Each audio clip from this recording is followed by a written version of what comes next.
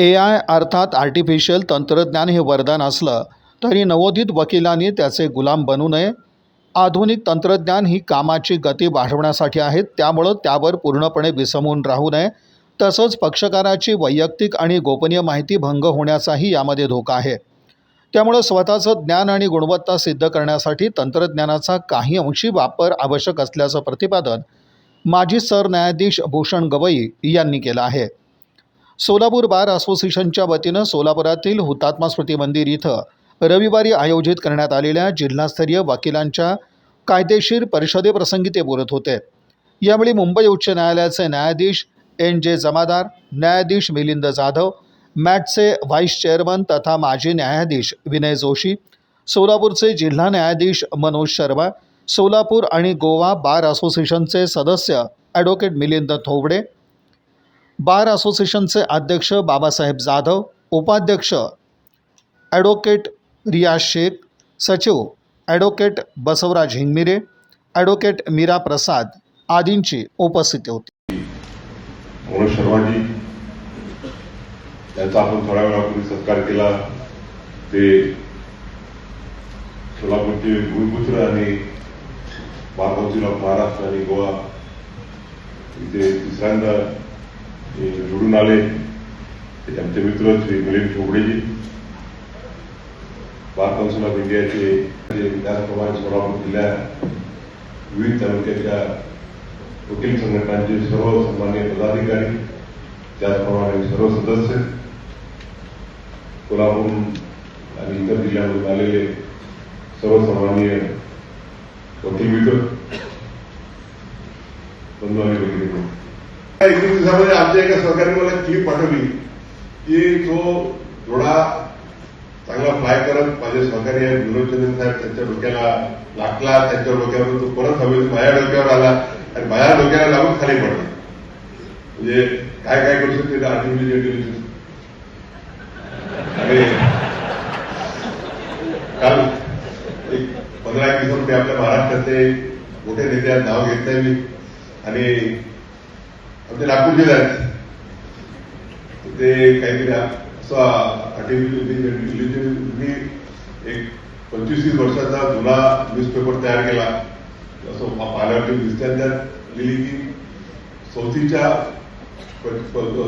चौथीमध्ये जे विद्यार्थी होते त्यांची पुरणपोळी खाण्याची शर्यत लागली, आणि त्यात अमुक आता फार मोठ्या पदावर आहे, त्यांनी 121 पुरणपोळ्या खाऊन विक्रम मोडला. ते पाहिल्यावरती त्यांना पाठवला तो मेसेज. त्यांचा रिप्लाय सर याने क्रिएट केलं. तर त्यामुळे याचा वापर तर करा, पण त्याच्यावरती खूप जास्त विलंबून राहू नका. आता दिलीपजींनी सांगितलं, काल परवा नरसिंह साहेबांपुढे केस लागली होती. त्याच्यामध्ये ते सरकारच्या मेंबर्सनी काही जजमेंटचा रेफरन्स दिला आणि ते लक्षात आलं की ते जजमेंट अस्तित्वातच नाही, आणि म्हणून त्यांनी डेप्युटेट करताना एनक्लॅटला सुद्धा डेप्युटेट केलं की एनक्लॅटच्या मेंबर्सने तरी पाहायला पाहिजे होते की असं जजमेंट आहे की नाही. आणि म्हणून टेक्नॉलॉजीचा वापर करताना केलीच पाहिजे, परंतु त्याकरता आपण हे लक्षात ठेवायला पाहिजे की जे बॉस कोण आहे, मशीन तुमची, मशीनला तुम्ही तुमचा बॉस होत येणार आहात की तुम्ही मशीनचे बॉस होणार आहात. आणि म्हणून ड्राफ्टिंग करता वगैरे आजकाल ते चॅट जीपीटी वगैरे बोलतं, जजमेंट वगैरे येतात, पिटिशन घेऊन येतं.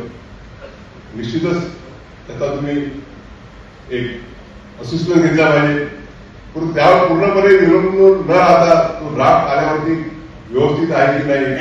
आणि अजूनही मला सवय आहे की मी आता जर जजमेंट नाही लिहितो, आता ओपिनियन्स वगैरे लिहितो, परंतु स्वतः पूर्णप्रमाणे लाईन आणि लाईन वाचल्याशिवाय मी सही करत नाही.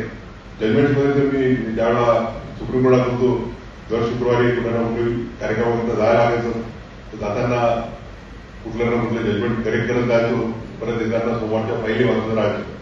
आणि म्हणून तुम्ही आर्टिफिशियल इंटेलिजन्स कुठला एखादा ड्राफ्ट तयार करत असाल तर निश्चितच त्याचा तुम्हाला उपयोग होईल. पण त्याला एक फाउंडेशन मानून त्यावरती पूर्ण विसंबून न राहता खऱ्या अर्थानं ते आपल्या फॅक्टशी जुळतं मिळतं की आहे याची सहनिर्णय केल्याशिवाय त्यावर सही करू नये. त्याचप्रमाणे आर्टिफिशियल इंटेलिजन्स रिसर्च करता सुद्धा तुम्हाला मदत करतं. मला आठवत आहे आम्ही ज्यावेळेला वकिली सुरू केली 1985 साली, त्यावेळेला कुठल्या विषयावरती जर समजा रिसर्च करायचा असेल तर मग ते सुप्रीम कोर्ट डायजेस्ट घेऊन बसावं लागायचं किंवा एआयच्या डायजेस्टचे व्हॉल्यूम राहायचे आणि घंटो न घंटो रात्री मेहनत करून केसेस काढायच्या, त्यातल्या रिलेव्हंट कुठल्या आहेत त्या केसेस काढल्यावरती त्या वाचून मग त्यातल्या किती आपल्याला वापरता येऊ शकतात. आज आपण आपल्या लॅपटॉपवरती किंवा आयपॅडवरती 2-4 शब्द टाकले तर तुम्हाला रिलेव्हंट केसेस मिळून जातात. परंतु त्या आल्यावरती जर सुद्धा 100 केसेस झाल्या तर मी पाहिला की काही काही रिटर्न नोट्स ऑफ आर्ग्युमेंटमध्ये 100 केसेस त्या जोडलेल्या असतात आणि बऱ्याचदा वकिलांची जी पेपरच्या वजनावरती सुद्धा अवलंबून असते आणि बऱ्याचदा त्या वाचनाच्या लक्षात येते की त्यातल्या 90% केसेस रिलेव्हंट नसतात. म्हणून जरी तुम्ही सर्च कमांड केल्यावरती 100 केसेस आल्या तर त्या परत त्याच्यातून स्वतः मॅन्युअली सर्च करून त्या किती रिलेव्हंट आहेत किती रिलेव्हंट नाही हे बघायला पाहिजे. त्याचप्रमाणे स्टॅच्युटरी प्रोव्हिजन्स जे एआय जनरेट करतं ते खरोखर आपल्या केसला लागू आहे की नाही याचा सुद्धा आपण फिजिकली अभ्यास करणं आवश्यक असतं. निश्चित बेल मिळेल त्यामुळे हे सगळ्या तिचा all human instincts that machine can never replace. आणि म्हणून या विषयात मी एवढंच सांगेल की एआयचा आपण वापर करा to increase your efficiency, to increase the quantum of work, but at the same time don't replace it with your human qualities, with the qualities which are very necessary for being a good lawyer or a good judge. या प्रसंगी पुनश्च एकदा मी आपल्या सर्वांचं मनापासून आभार मानतो की आपण माझ्यावरती जो प्रेमाचा वर्षाव केला. म्हणजे ज्यावेळेला मी मागच्या 16 ऑगस्टला कोल्हापूरला गेलो तो उद्घाटनाकरता याही वेळेला इंगळे कामांनी जर बोलावलं तर आम्ही 16 तारखेला जाणार होते. तर कोल्हापूरच्या जनतेने जे स्वागत केलं होतं या पूर्ण विभागाच्या जनतेने जे मनापासून प्रेम दिलं त्याबद्दल मी माझ्या अंतःकरणापासून आपल्या सर्वांचा आभारी आहे.